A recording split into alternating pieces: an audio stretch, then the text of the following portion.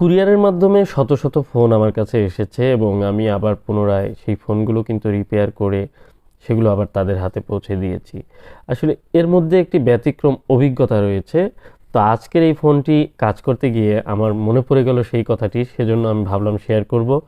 এই ফোনটি পাঠিয়েছেন নিকুঞ্জর ফয়সাল ভাই ঢাকা থেকে। তো 4-5 মাস আগে আমি যখন ওনার পার্সোনাল যে পোকো X3 প্রো ফোনটি রিপেয়ার করি, ওই সময় কিন্তু রিপেয়ার করে আমি কুরিয়ারের মাধ্যমে পাঠিয়েছিলাম।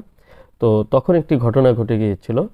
তো সে ঘটনাটি হলো, যখন উনি ফোনটি পাঠায় তখন নিকুঞ্জ থেকে পাঠায় এবং কি ওনার কাছে যখন আমি ফোনটি পাঠাতে চাই তখন উনি উত্তরা সেক্টর 6 পাঠাতে বলেন। তো একই সাথে উত্তরা সেক্টর 6 আমি দুটি ফোন পাঠাচ্ছিলাম একই সময়ে। একটি ছিল Redmi Note 10 Pro Max, আরেকটি ছিল পোকো X3 Pro। তো এরকমভাবেই Redmi Note 10 Pro এই কালারের ফোনটি ছিল। সেটির ব্যাকশেলটি, যার ফোনটি ছিল উনিও ঢাকা থেকে ফোনটি পাঠিয়েছিলেন, তো ব্যাকশেল ছিল না। ব্যাকশেল না থাকার কারণে ওই ফোনটি উনি ব্যাকশেল নিজের কাছে রেখে আমার কাছে ফোনটি পাঠান এবং আমি সেটি রিপেয়ার করে ওনার কাছে আবার কুরিয়ার করি। তো কুরিয়ারে একটি ঘটনা ঘটে যায়, সেটি হচ্ছে যে আপনারা জানেন যে এই ধরনের ফোনগুলো যখন কুরিয়ারে আমরা বুকিং করি তখন কুরিয়ার থেকে একটি স্টিকার লাগানো হয় এবং সেই স্টিকারের মধ্যে নাম এবং অ্যাড্রেস দেওয়া থাকে। সেই নাম্বার অনুযায়ী তারা কিন্তু তাকে ইনফর্ম করে ফোনটি তার হাতে বুঝিয়ে দেয়।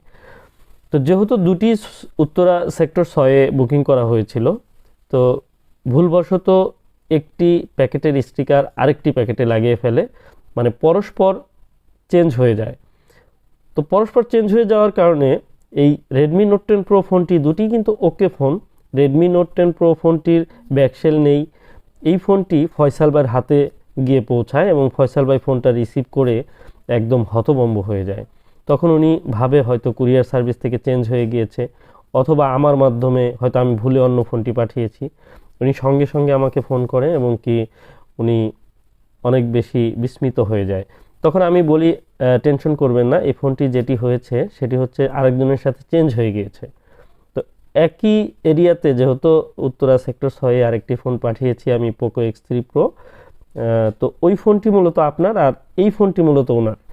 তো আপনাদের পরস্পর কথা বলে আপনারা ফোনটি এক্সচেঞ্জ করে নেন। আরেকটি কথা যে আমাদের বিশেষ করে এই অনলাইনে যারা আমার কাছে ফোন পাঠান সবার সাথে আমি কথা বলি এবং কি বলি, যারা বিশ্বাস এবং আস্থা নিয়ে আমার কাছে ফোন পাঠাবেন তারাই একমাত্র আমার কাছে ফোন পাঠাতে পারেন। আর যারা এই বিষয়গুলো অনেকে আসে বিশ্বাস পায় না কুরিয়ার সার্ভিসের মাধ্যমে, তারা সরাসরি চলে আসবেন। তো যখন আমি ওনাদেরকে একে অন্যকে কথা বলতে বলি এবং নাম্বার দেই, ওনারা পরস্পর কথা বলে ফোনটি দুজনে রিসিভ করে এক্সচেঞ্জ করে নেন। কোনো ধরনের সমস্যা হয়নি, দুজনেই ভালো মানুষ। তো সেই ফয়সাল ভাই আজকে যে ফোনটি পাঠিয়েছে মূলত এটি হচ্ছে Redmi Note 10 Pro। এই ফোনটি কিন্তু ওনার নিজের না, তো এটি হচ্ছে ওনার প্রতিবেশী যার ফোন। উনি যখন এই প্রবলেমটি ওনার কাছে বলেছে যে আমার ফোনে এই প্রবলেম, তো উনি নিশ্চিন্তে নির্দ্বিধায় আমার কাছে ফোনটি কুরিয়ার করে পাঠিয়েছেন এবং নিজের অ্যাড্রেস দিয়ে পাঠিয়েছেন। জানে যে আমার কাছ থেকে বিশ্বাসের সাথে উনি রিপেয়ার করে নিতে পারবেন এবং কোনো ধরনের সমস্যা হলে সে বিষয়ে যথেষ্ট পরিমাণ সাপোর্ট পাবেন। এক কথায় অনেক বেশি ভরসা থাকার কারণেই কিন্তু আরেকজনের জিনিস নিজে রিস্ক নিয়ে পাঠায়। তো যাই হোক, ফোনটি আমি রিপেয়ার করে ফেললাম, এখন দেখে অন হয় কিনা। তো এই তো এই যে ফোনগুলো আসে, আমি এরকম বলেছি ঢাকা থেকে আরও বেশ কিছু ফোন এসেছে যারা শুধুমাত্র একজন আরেকজনকে রেফার করেছে আমার কাছে আসতে, যে কারণে অনেকেই ফোন পাঠান। আর আপনাদের সাপোর্ট পেলে হয়তো বা আমি আমার সাধ্য অনুযায়ী চেষ্টা করব এই কাজগুলোতে আপনাদেরকে হেল্প করার এবং কি সর্বোচ্চ সুন্দরভাবে নিরাপদভাবে আপনাদের ফোনগুলো রিপেয়ার করে আপনাদের হাতে পৌঁছে দেওয়ার। সারা বাংলাদেশ ব্যাপী আমি এই অনলাইনে রিপেয়ারের সার্ভিসগুলো করছি।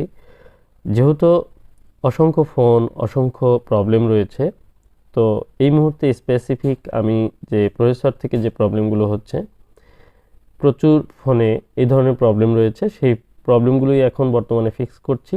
আপনারা চাইলে আমার সাথে কন্ট্যাক্ট করতে পারেন। তো ভিডিওটি আজকের মতো এ পর্যন্তই। আসসালামু আলাইকুম ওয়া রাহমাতুল্লাহ।